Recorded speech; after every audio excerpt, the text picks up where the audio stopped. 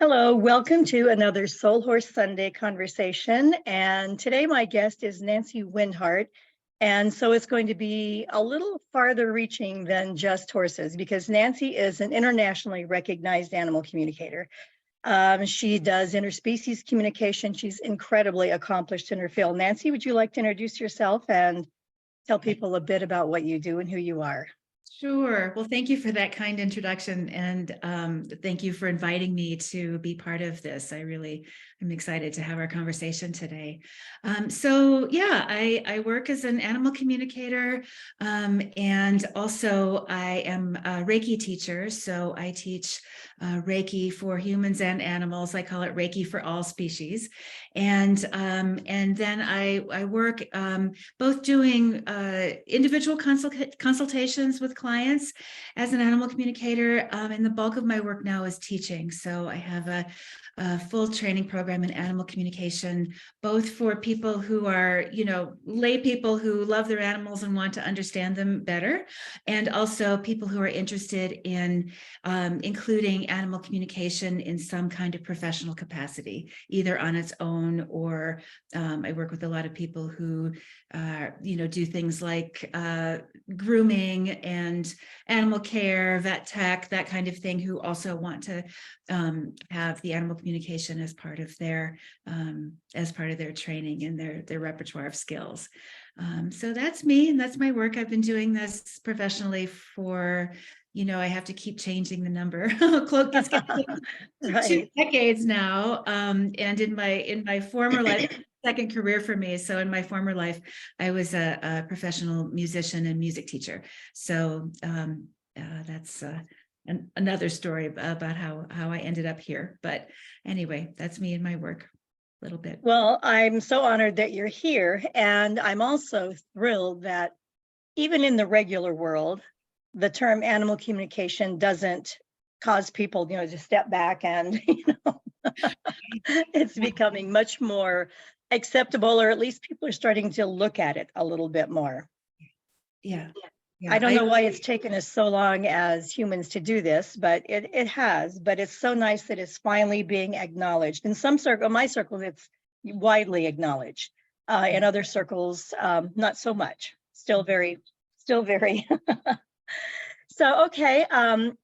There's a couple of things on your website. Sorry, that's my cat. She has a very loud bell and a bird collar on because she's a sociopath. And so she decided to come in for a little snooze. And so she's making noise. That's nice to have her with us. What's her name?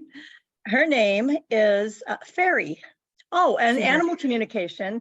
I got her inadvertently. Every time I get a cat, I say I'm never getting another cat because I can't deal with, I have a doggy door for my dog. And so I can't deal with the cat torture. And every cat I say I'm never getting another one. And I ask them to not do it. But so far I haven't been successful with them not bringing in birds or mice. So that's why she has the clown collar and the bell on. But her name, when I got her inadvertently, I got involved in a thread on Nextdoor, and the people that were going to take this cat were not the right home. So I have the cat. And she came with the name Ash because she's gray. And I tried when I even went to meet her, it's like, that's not her real name. Fairy. So she lived with me for 3 weeks, really with no name. I tried everything, Sonnet, Vixen, Misty, everything, and nothing stuck. So one day I was sitting down and she was rubbing between my legs, and I just saw like this white screen with the word fairy with a capital F on it. And it's like, okay, fairy it is.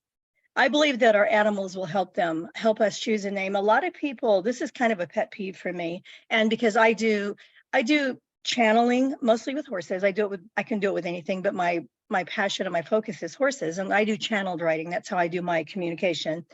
And many horses are not happy with their name. They're so upset that humans are so disrespectful when they name their animal. I don't know if you come across this in some of your communication, but I think it's really important that we pay attention to what we name our animals and to see how it aligns with them.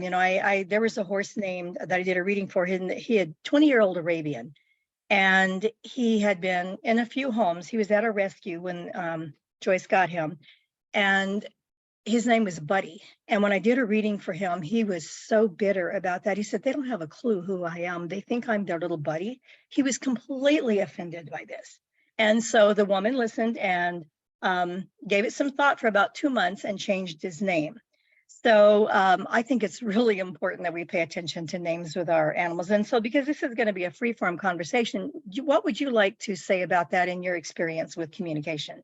Yeah, I found that to be true many times as well. And I've also communicated with animals who aren't so fussy about it. They just like, whatever, it does, they love me. It doesn't matter so much to me.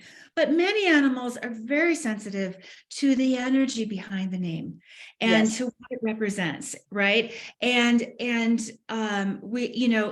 so we have to be really careful about that.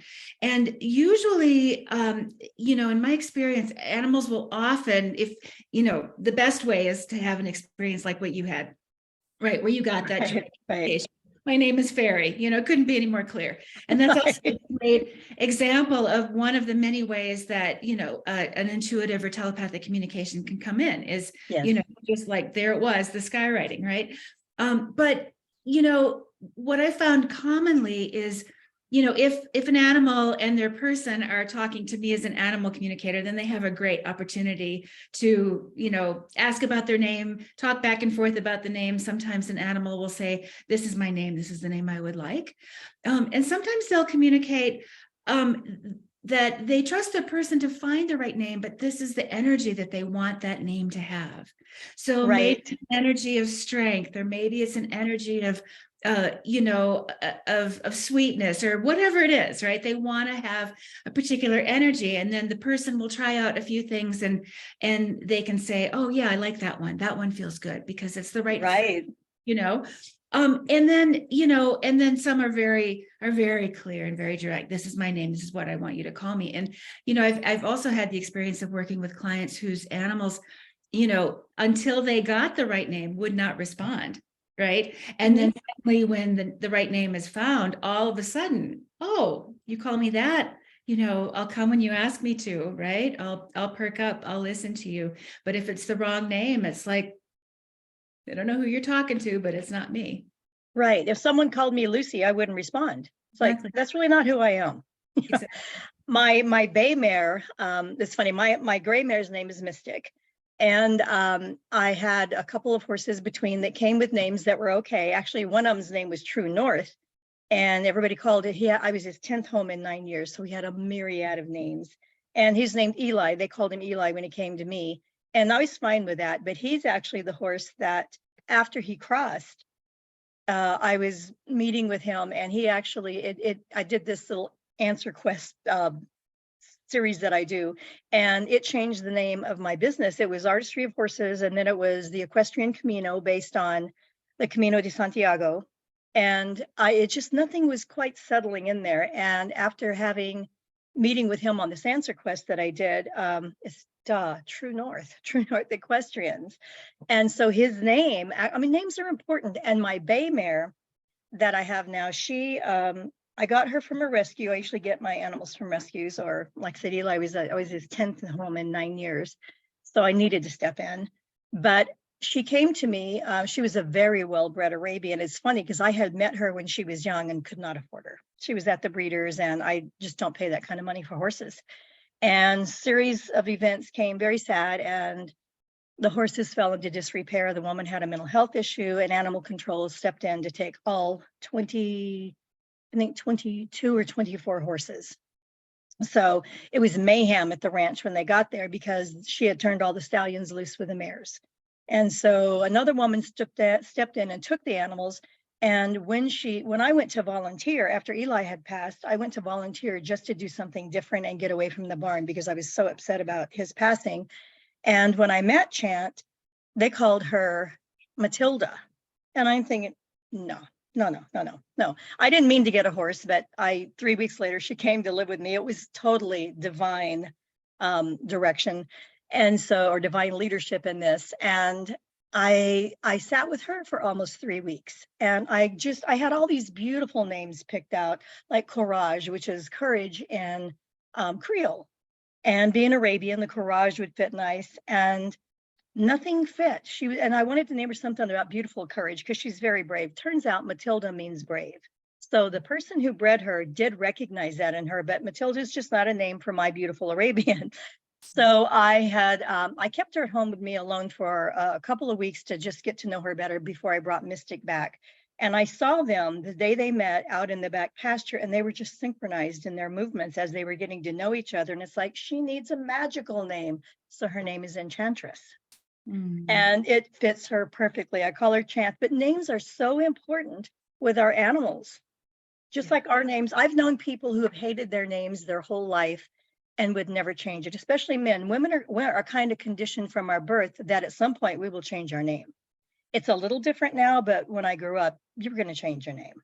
So we're more aligned with that. But men a lot of times struggle. And so a lot of people feel like whatever name their animal came with, it's what they have, but it's so not true.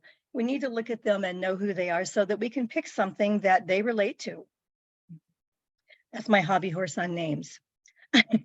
Okay, I wanted to go over something. There was a couple of things when I looked at your website that you said, and I wanted you to speak to. And one of them is when we open ourselves to the spiritual dimensions and full communication with the whole web of life, we often embark on a deep soul level healing journey. Can you speak a little bit more as to that quote? Yeah. Thank you for finding that and resonating with that, because I think in a certain way that's the foundation of everything that we're doing and everything that we're talking about.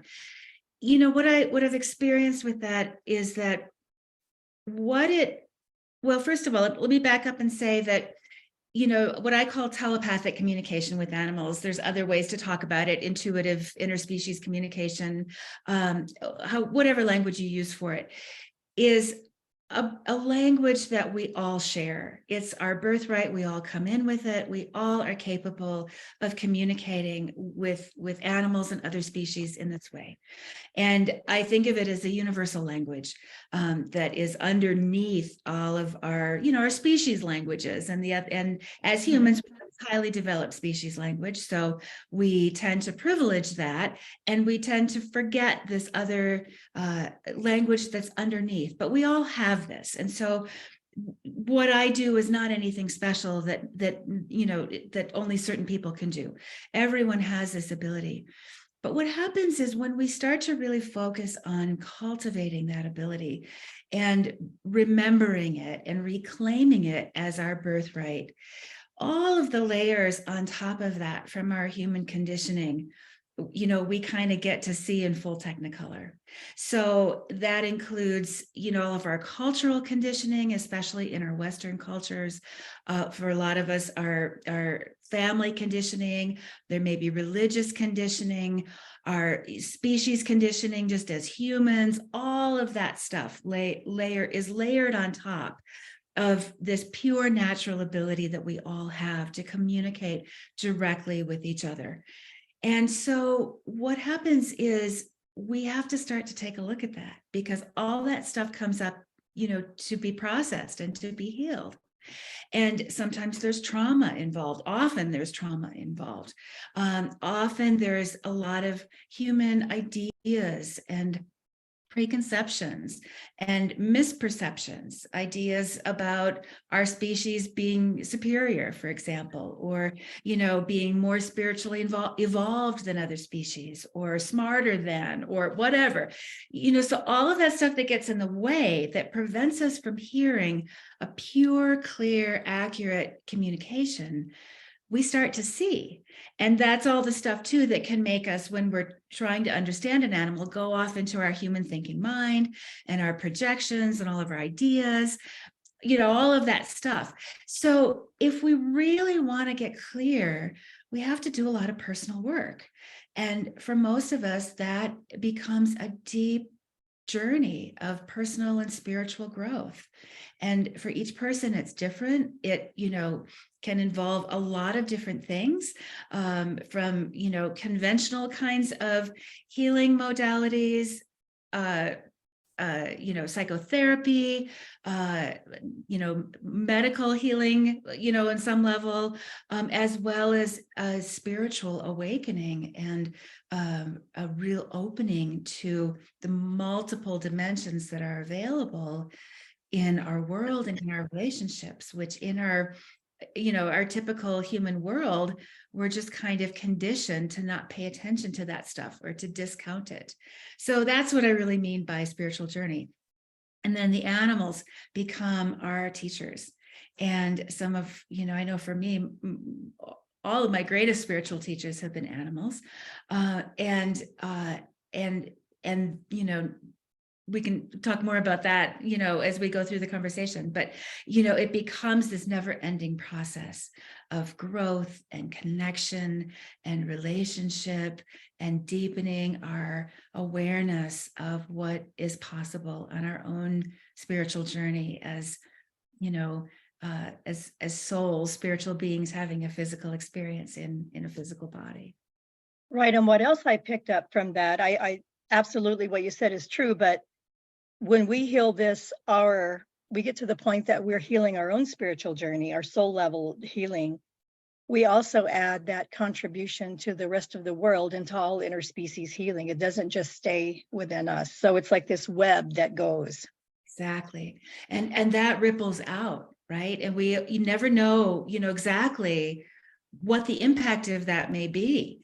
But we start to heal, we do our own healing, that ripples out into our families and into our relationships. We start to heal our fractured relationship with other species, and that ripples out into the world and into the awareness and the consciousness.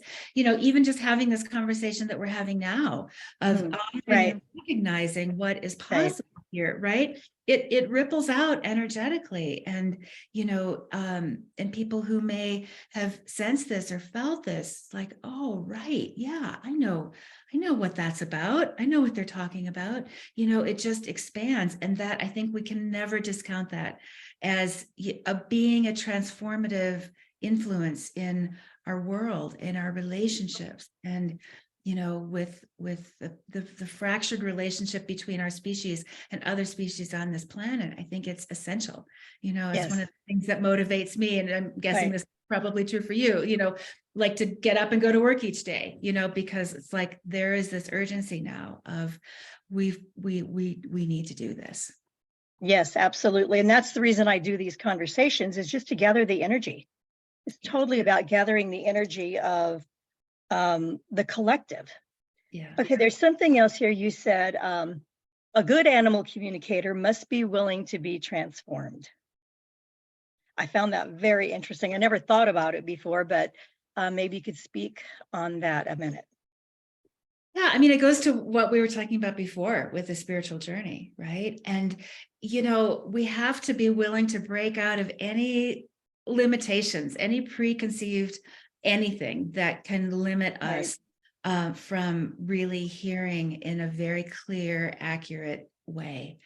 And we also have to be open to receiving communication that may be far outside our realm of understanding of what is even possible or what is even available. And I know this happens to me over and over again in my work. It's also happened with my own personal animal family, where, an animal will communicate something to me that I could not even have imagined I know. was possible. Right. A level of understanding or a level of awareness or some deep spiritual truth or wisdom that completely, changes and shifts how I'm thinking about something. And that's the transformative nature of this, because you can't stay static in your own life and in your own awareness when and stay open to having your understanding and your limited perception just, blown out and Right. understanding things that you never even dreamed were possible. And that can also, I know this is true for me. And, I do a lot of teaching, and so I work with a lot of students, and I always, preface this by saying it doesn't need for everyone to be a completely upending journey on the physical level, right? In terms of job, career, relationship, home, all of that. It doesn't need to look that way for everybody. For me, it did. And so when I really got on the path, a lot of stuff that wasn't in alignment with that in my life had to change. And it became a pretty dramatic personal transformation in that way of, all of those things I just mentioned, right? Right. So if that is what is required, I think we have to be willing to do that as well. Like, okay, right, big external changes, but sometimes that transformation is internal. And I mean, it's always internal. Sometimes it also manifests externally, but not necessarily for everybody, depending on who they are and what their path is. Right.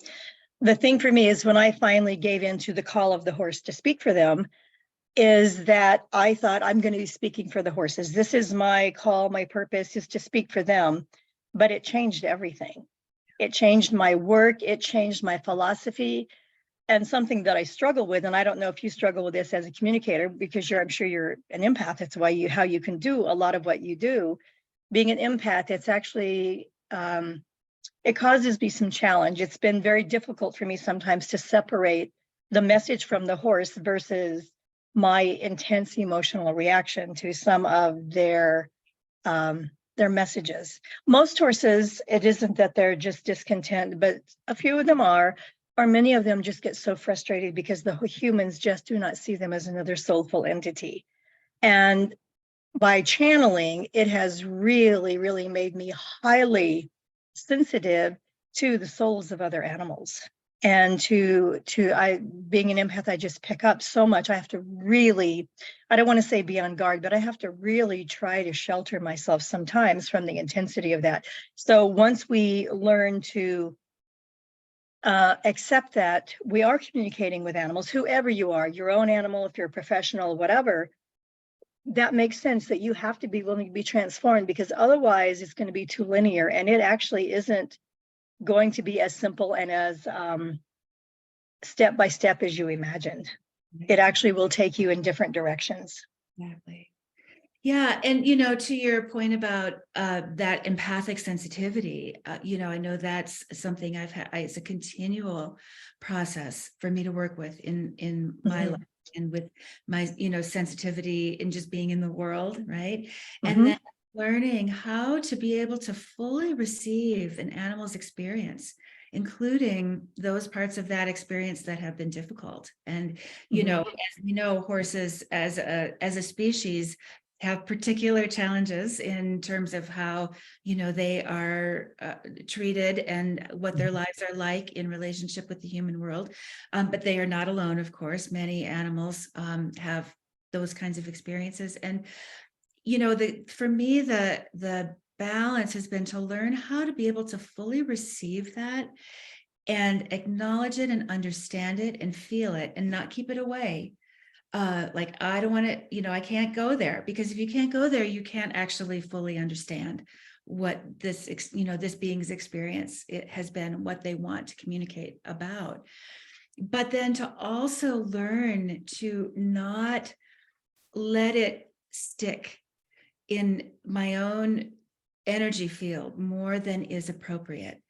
And for me, what I've found over the years is that if it does stick, and if I find myself being taken under the wave emotionally, and really, unable to kind of shake it, right? Usually what's going on there is it's touching something in my own experience that needs another layer of healing. Interesting, right? Interesting. Yes. It's where it goes back to the transformative, because, and I've also found it to be true, and I try to be really careful about not generalizing across species, or all horses this, all animals that, but it is often true also that once that communication has been fully shared and received, then the animal can release a lot pretty quickly. Yes. Right. So if something is sticking for me, then I go, oh, that's my stuff I have to pay a little more attention to. Right. That's my own trauma or whatever it is that's come up. And so this is what I emphasize when I teach too, with students is, if it comes through, be willing to feel it fully, but then let it go. And if you practice that enough, you can do that. but it requires having done enough of your own personal work so that you have the skills to do that. And again, it just circles back to everything that we've already been talking about. Right. You know. I've had several people tell me after having a reading with their horse that their horse softens. The horse is more responsive, just because then that makes total sense if they feel like they've been heard. And we're all like that. Yeah, exactly. And then, and that's the transformative thing too, right? And maybe then there's some changes in the environment or the daily life or whatever they're doing in terms of their, disciplines that they're working on or whatever it is. Those changes can evolve, but like starting from that baseline of understanding and then building relationship. And then it just, evolves. And I've had so many animals of so many species, particularly animals who maybe have not experienced this kind of being seen by a human as a full spiritual being in their, in their own right, and not as a tool or as somebody who is less than or subservient or inferior or whatever it is. When they experience that, they just go, oh, I didn't know this. I didn't know humans could do this. I didn't know it was possible for humans to be like this. I remember I worked with I'll just tell a short story because it's just coming up, a client who had rescued a BLM horse. And I'm sure you know about the whole, that whole world and everything that happens. And she had, this horse had finally come to live in her forever home after having had a lot of really not good experiences with humans. And this horse, I'll never forget, communicated to me like the astonishment that a human would be interested in relating to her in this way. And it completely changed her life. And it changed the human's life too, of like, she sees me. She cares about me. She feels me. She wants to, she wants what's best for me. And, that kind of an experience of having to receive that from a human after having never experienced humans in that way. I'll just never forget it. It just makes me want to cry even as we're talking. Right, right. And on the flip side of that is how many humans need to have that experience, that this horse sees me, this animal sees me. And that's the other side, right? Mm-hmm. That's the other side of it. And conversely, right? To have humans who maybe were in a sort of, just going forward in the conventional way, that humans are. And then suddenly an animal comes into their life, horse or otherwise, who offers them something else. And then it changes their life. And they're like, oh my God, I had no idea, but they wake up, and those kinds of experiences are animals like waking humans up spiritually, right? Like, this is who I am. This is what is possible for us. And then, you can't have an experience like that in relationship with an animal and not be changed, Right. Absolutely. Okay. So, do animals often speak to you about their spiritual connection with their human? They do. Yeah. And I'm in a sort of rarefied world, right? Because the people who are talking to me, as clients are generally people who are open to this already, right? Do you find that most people that it would make sense that most people that are more spiritually inclined would actually believe this more rather than maybe more traditional thinking? I think that's true. Although I've also had experiences, where, people that I would not have expected to be open to this, really are. And that's just based on their own experiences with their own animal families. So, I don't want to make a strong distinction there, but, to your question of do animals communicate about their spiritual path and their relationship with their humans frequently? Yes, in my world they do. And very often those conversations are ones that the human clients I work with want to initiate, to understand more about. Right. Sometimes it's the animal that initiates it. Maybe somebody calls about a behavior issue, right? And, we handle the behavior issue on the physical level, but the animal says, but I want to say more. This is what I'm here to do with her. This is what I want to teach her. This is what we are here to do together in relationship with each other. Right. And it may be related to the behavior issue, whatever it was. It may not be, it depends, right? Sometimes those things are really layered up and they're very interrelated. And sometimes the behavior issue is kind of its own thing based on whatever misunderstanding is happening, or, whatever the situation is. But those are conversations I love to have, because it really gets to that deeper level of what is this connection between our souls, Right. And I like to think of it really as a multidimensional kind of experience, where it doesn't have to be just one or the other. It doesn't have to be just the physical relationship and then the spiritual relationship that is at the soul level. It can be both together, interrelated, because we're whole beings. We're Right. having physical experiences and physical bodies, right? As Right. different species trying to cohabitate in the same, family, for example. And we're souls who are growing together and learning together and expanding together. And that's the beauty of this way of relating to other beings, because it's endless. Yes, it is. In my work, most of my work is, it seems like to be my purpose in my work, is to speak to the whole spiritual purpose between the horse and the human.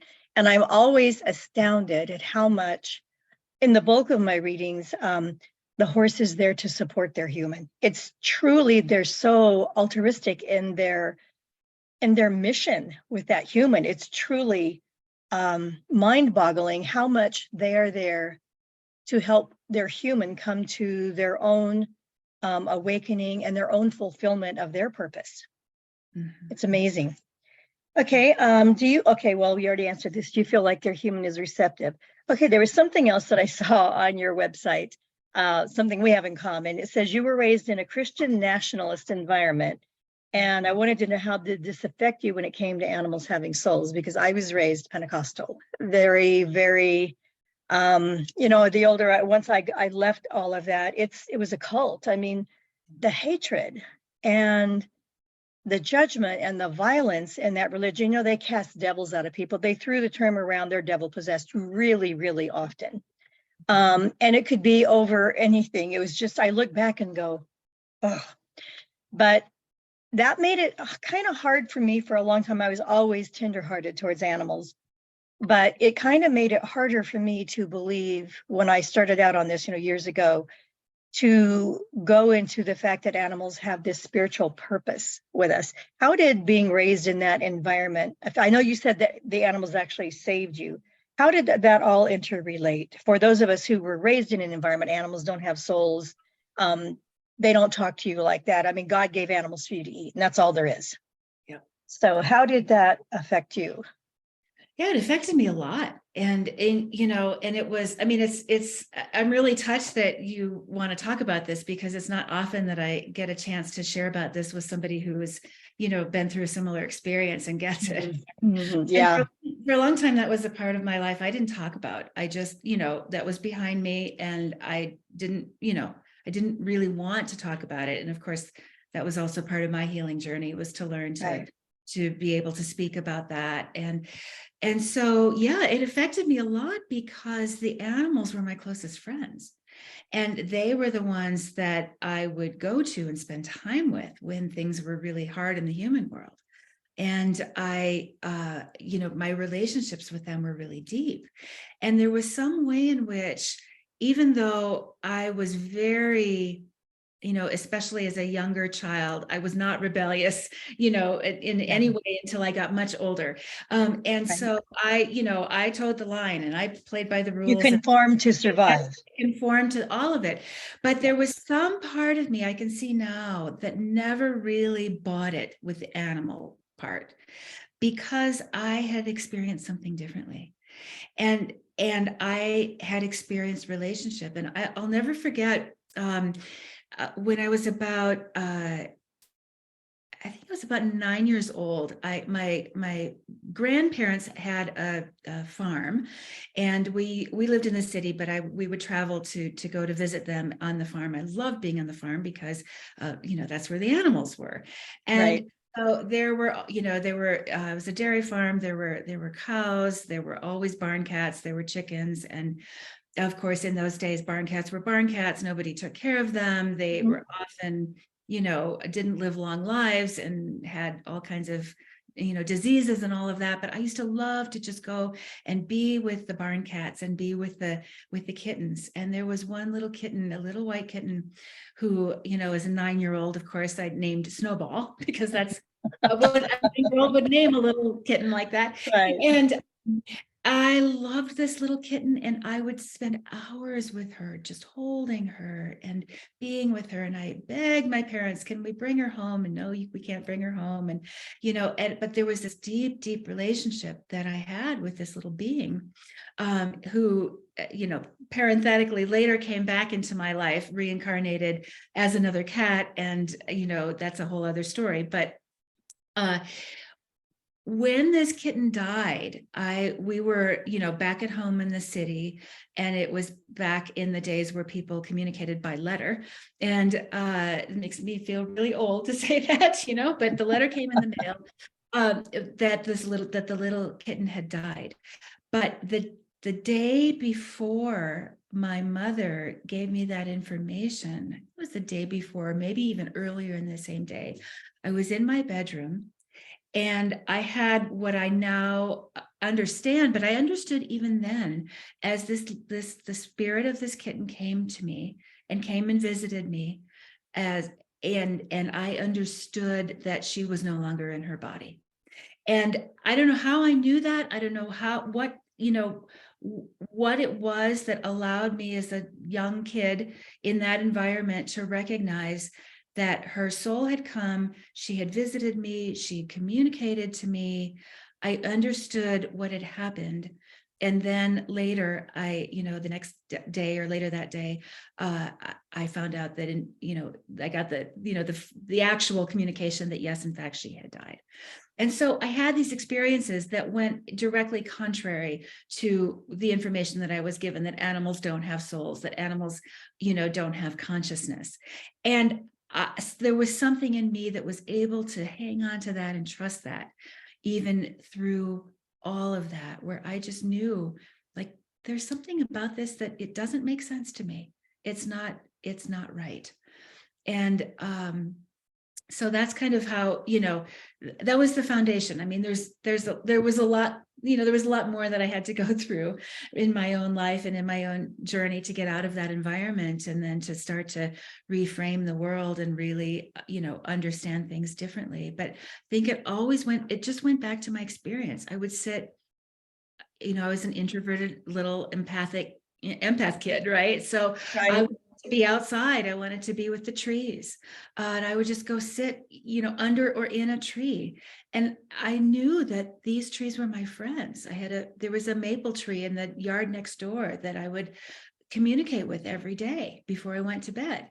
And, it was just that was kind of how I was, and how I lived my life. I didn't talk about that to anybody. And I didn't Right. share that, outside of my own experience. Right.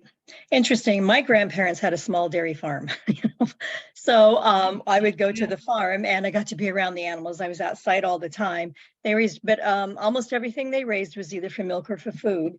And that was always so traumatic for me as a kid, slaughter day, and I think it took me so long to get to the point that where I could open to being in communication with animals, because I had just shut down so much. I just couldn't cope. I had my mother had mental problems. And so if you were even to say anything about, or cry about it, you would be in such trouble because, don't be stupid. They don't have souls. They're just animals, which I just had to lock away because I couldn't cope with it.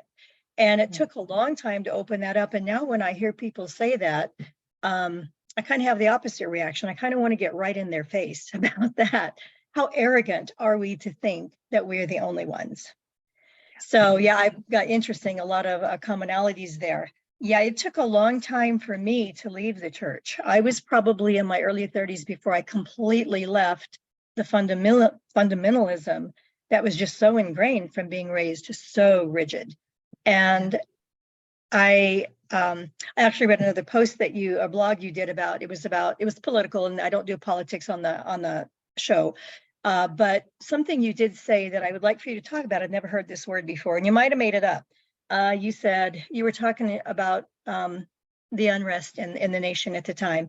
And you said, I've been dismayed to see elements of conspiracy and disinformation cults.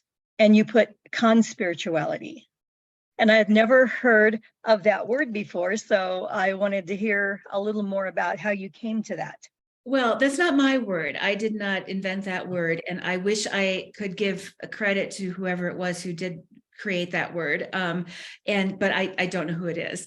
Okay. But what I mean by that is that place where, where is particularly I found in a lot of the metaphysical and kind of new age movements recently, where conspiracy and spirituality kind of melded. And like you, I have steadfastly tried to avoid any kind of politics in my work, because I really feel like anything that divides us is going in the wrong direction, right? We want to unite. But I also felt at a certain point, and I think the post that you're referring to was part of this time where I felt like, also as a person with a public platform, I felt like I had a responsibility to speak out about certain things that I saw happening, which were the opposite of kind of what I feel is really important to create. But to also not be deluded about, well, just, kind of go into the, it's all love and light, and, there's no bad stuff happening in the world. And, maybe that's because of my background too. I wanted to, not sort of whitewash some of that. So that's kind of where that came from. And, and I think it's important. I had never heard of that before.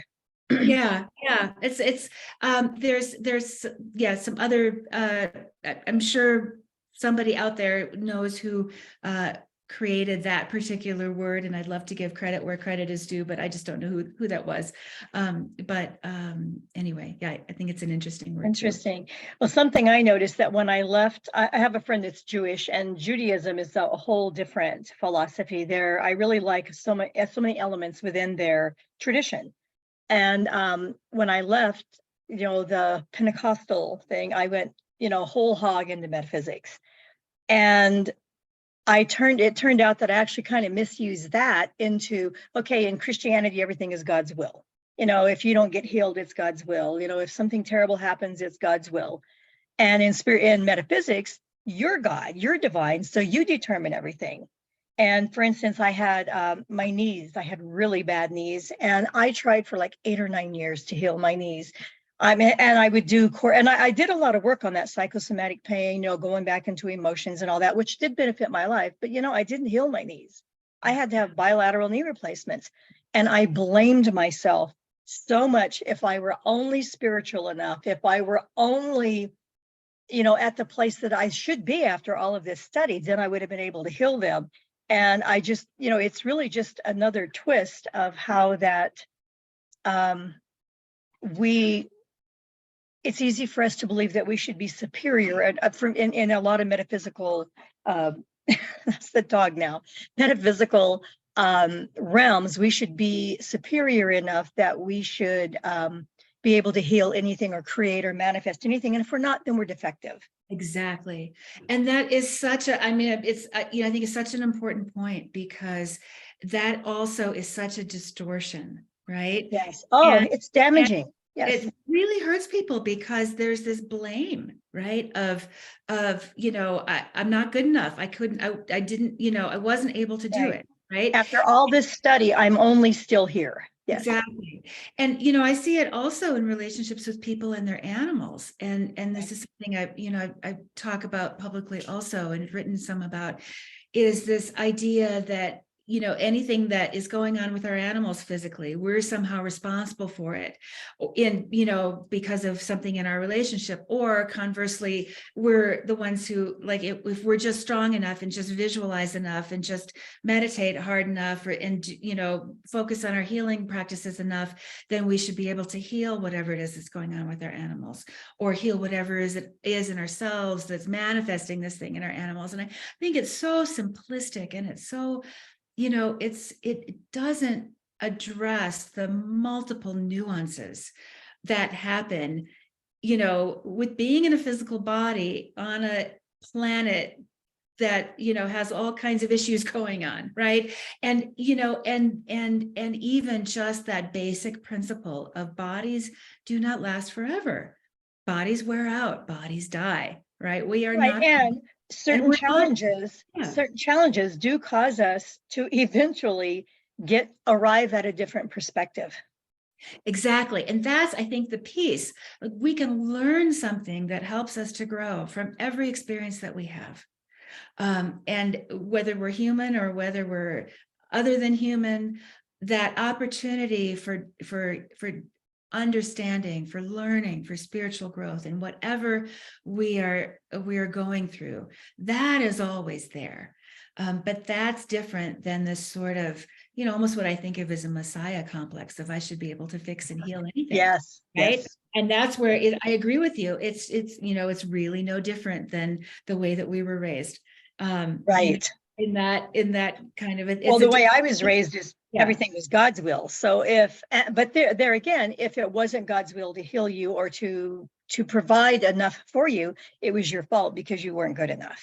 Yeah. So yeah, I hope animals don't struggle a lot with that. I haven't came across a lot of animals in my communication that struggle with that. Some of them feel defeated, but I don't think they have all the mental conditioning that humans have to follow that path, to go down that rabbit hole. Exactly. It's the human companions who often have that, where it gets embroiled. That's where I see it, not so much from the animals themselves. They don't have that. They don't have that construct. And they also oftentimes don't have the construct that, that illness is bad, right? They certainly don't like to not feel well or be in pain any more than we do, right? But there's not the whole sort of psychological baggage around that we can have as a species. Well, I think animals are just more accepting in general. They don't fight life as much in general as humans do, because we're conditioned to want this or want a life that isn't our life, or to think we need to have this life that isn't our life. We just have so much more conditioning, it seems like, brought into us than most animals do. Yeah.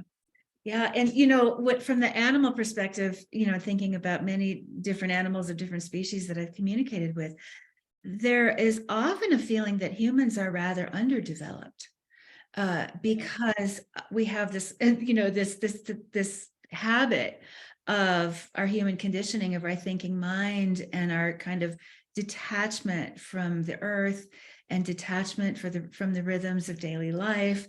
And, I've talked to more than a few animals who have expressed that, and if they meet a human who's different, it's kind of surprising because we, have been viewed as kind of underdeveloped, and like, the little brothers and sisters who need some coaching and some guidance and some help, and that's so different than the way that we're typically taught to think about animals in our human world, in our human construct. Right. Yeah, it's amazing as humans that we're just now coming to the realization that we all matter and we're all equal. We're just different. Mm-hmm. Well, I don't know I don't have anything else that I had in my notes to talk about. I don't know if you have anything in particular that you wanted to go over, or do you want to just give it contact information and how people can get a hold of you? I will also put that in the notes on YouTube. Sure. But do you have anything else you would like to go over? I just to say to whoever's listening to this, whatever your path is, right? Whether this is brand new to you or whether you've been at this for a long time, and this conversation is kind of a normal part of your world as well. I just I really want to encourage people to just really trust the possibility of connecting and communicating in this way, and trust the relationships that you have with your animal friends, and be willing to go into those relationships as deeply as you can. And if you want to get some more training and learn some more skills, do that, right? But to also recognize that you have this ability. We all have this ability. Right. And regardless of what the sort of broader culture around you, might say, to just trust that knowing that you have in relationship with your animals. Because I have yet to meet a person who's truly connected with animals, who's had deep relationships with animals, who has not had some experience of exactly what we're talking about. And they may not be sure about it. They may be a little bit afraid to talk about it. They may not completely trust it, but they've had that kind of experience. And so I guess that's what I'd like to say to people is trust what's happening, trust what you're feeling, trust what you're getting. There are more people out there than you might imagine who are, on the same train, and will support you. And and so, if people want to connect with me, they can connect with me through my website. It's nancywindheart.com, and through, the usual social media channels. But really just really honor those deep relationships that you have with your animal friends, because that will be, it's like thinking about your business name, Delia, if that's your true north, right? That's your north. You stay with that as your true north, you'll be guided to the next right thing, and the next right thing, and the next right thing. Right. For those who question, was that real? Did it really come? People, when I would tell people the story about Fairy and getting her name, we all have things like that, but we're taught to dismiss them. Oh, that's not real. It was a fluke. It was just some little fun thing that happened. And it's not true. So what I tell my friends when they say that is, just stop, become the observer of the whole situation, take away all your thinking, and just observe what was actually going on at that time, because you can get so much information that you can learn to lean into and decipher, so that you can be better at it the next time. Yeah, beautiful. Okay, and well, I guess we will go ahead and conclude for today. Thank you so much for joining me. I'm going to go ahead and end the recording. To everyone listening to this, thank you so much. And my website is True North Equestrians if you'd like more information about my work, and I'll put Nancy's information in the YouTube notes. Thanks so much for joining us. Thank you.